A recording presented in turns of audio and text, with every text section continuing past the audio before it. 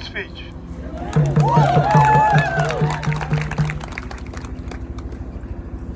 I should say I have nothing to add, but I do want to add something. Okay.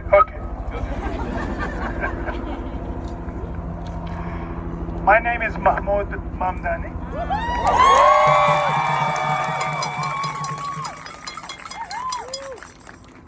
I don't know why you're clapping for my name, but I'll take it. I don't have a prepared speech, but I have some things I'd like to share with you.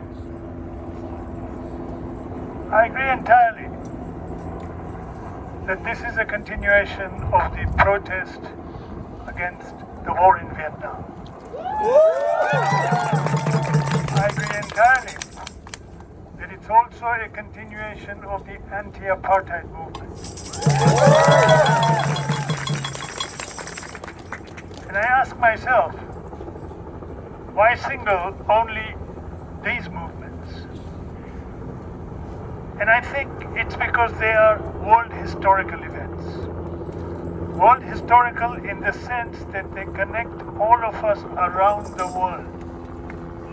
They compel us not only to look at a distant, faraway place, but also to look at where we are, right here. They demand that we begin with a critical look at where we are. And we begin with a movement which will reform to where we are. So let's begin with where we are. We have seen over the last few weeks 2 different initiatives from Colombia. The first is an initiative which made me wonder whether I was in a police state. This is the initiative which suspended, banned, whatever the word is, 2 student organizations. Soon after, there was a second initiative, and that second initiative initiated what were called community forums. Different teach-ins, different seminars on different aspects of the issues which bring us together. There is a huge difference between these initiatives. One is repressive. It tends to smother discussion. It tends to exclude. The second is not repressive. It brings together people. It is more inclusive. The strange thing is both of them are coming from the same university. And this university has a single president. So how do we make sense of it? Is it because one initiative is a result of external pressure and the other initiative is more of an internal pressure? We wait for an answer from the administration. We hope the administration shows the capacity to learn from its own mistakes.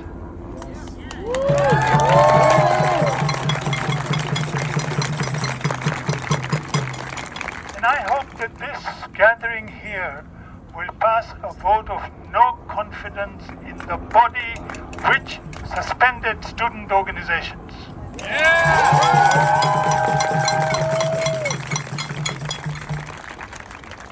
I think there is also a second lesson we can draw from these events that my colleague talked about. Vietnam, South Africa, and now the US. The US has been at the center of all of these. Yes, it has. Even though it's not been in Vietnam, it was on the ground. In South Africa, it wasn't on the ground, and here it says it's not on the ground. What lesson did we learn from it? We learned one lesson, which was that as we mobilized to oppose these actions, we also learned to diversify our tactics. We also learned that we should not be fixated on a single tactic. We also learned that violence and non-violence are not opposites. We learned that every liberation movement at one point or another to resort to violence, but at the same time it is only successful if it does not embrace the violence unconditionally. Yes. Bravo.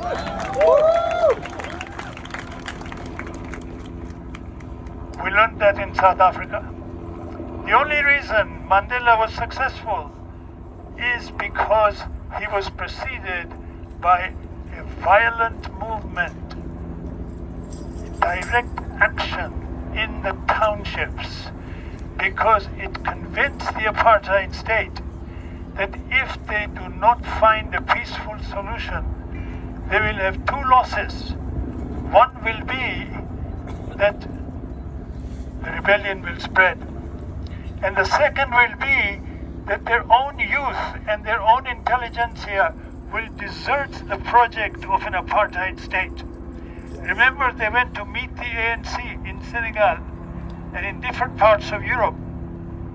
This was critical. The smart ones understood that time was limited, which is exactly what the smart ones, we hope, in Israel will also understand.